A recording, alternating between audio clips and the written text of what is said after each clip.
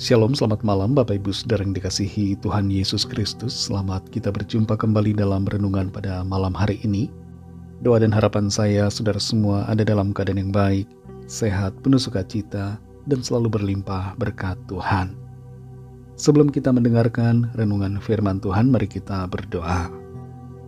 Bapa kami yang di sorga, Bapa dalam nama Tuhan Yesus Kristus, Tuhan dan Allah kami yang hidup dan yang berkuasa, kami bersyukur untuk penyertaan Tuhan di sepanjang hari ini, kuasa dan kekuatan-Mu yang telah memampukan kami.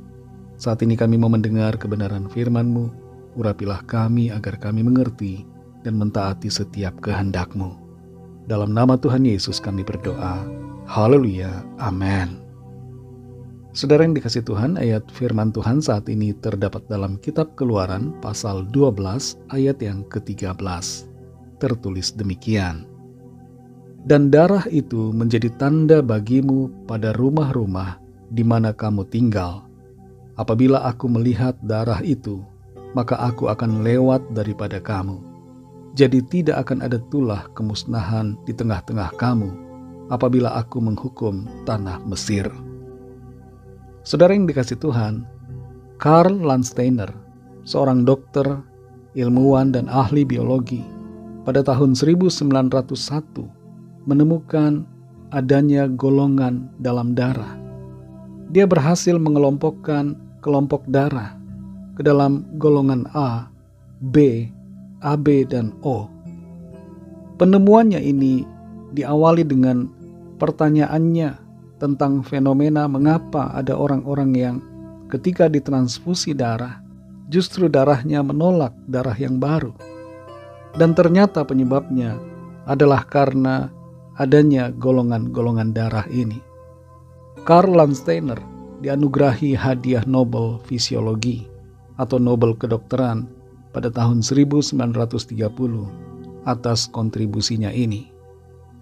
Darah sangat diperlukan bagi kita manusia untuk kehidupan.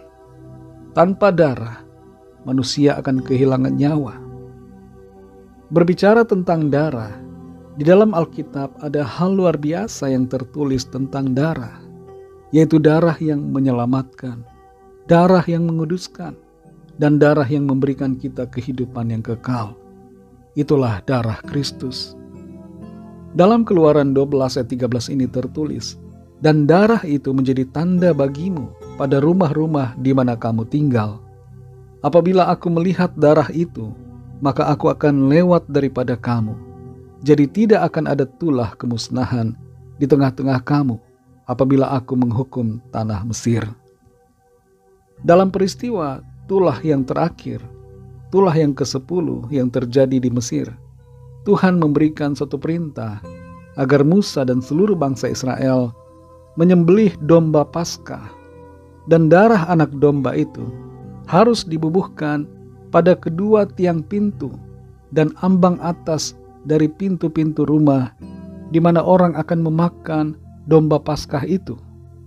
Keberadaan darah di pintu-pintu rumah ini akan membuat penghuninya terluput dari tulah yang ke-10.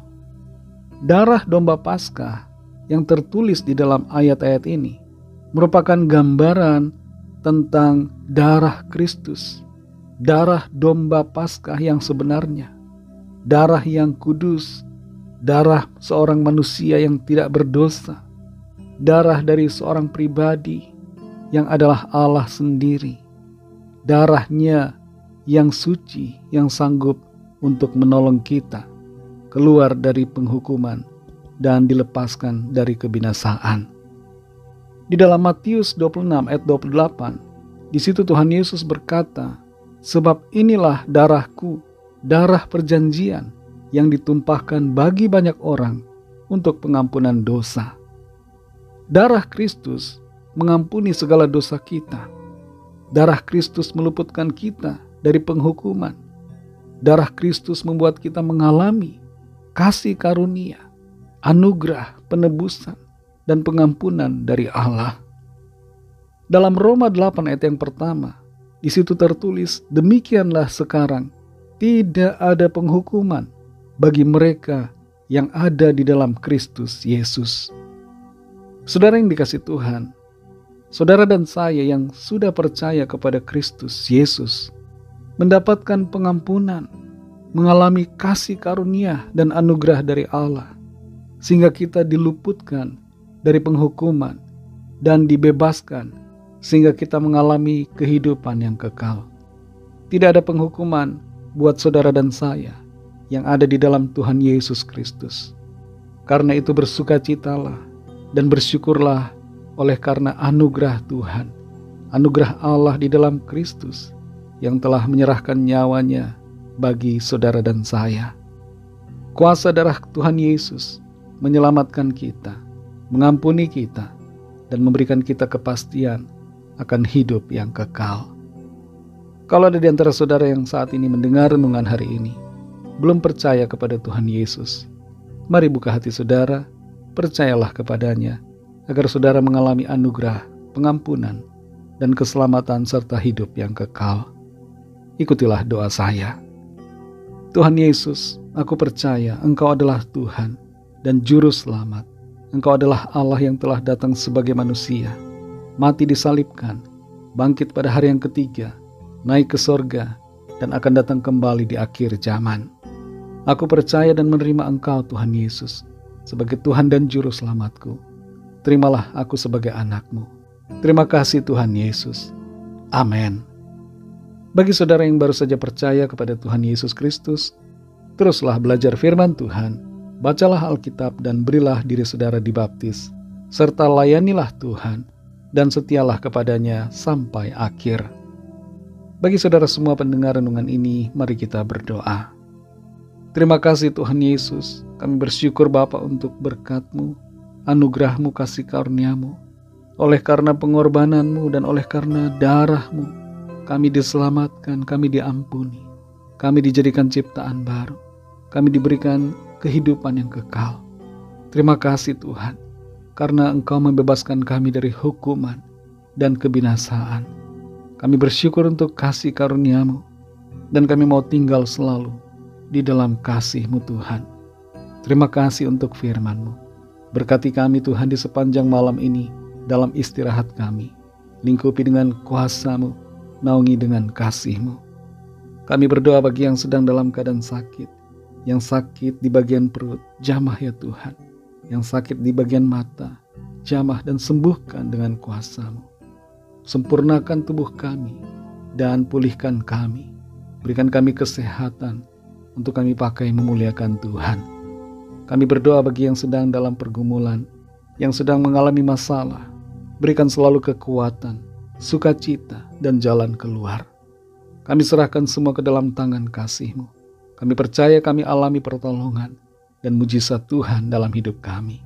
Ampunilah kami Tuhan akan dosa kesalahan kami, seperti kami juga mengampuni orang yang bersalah kepada kami.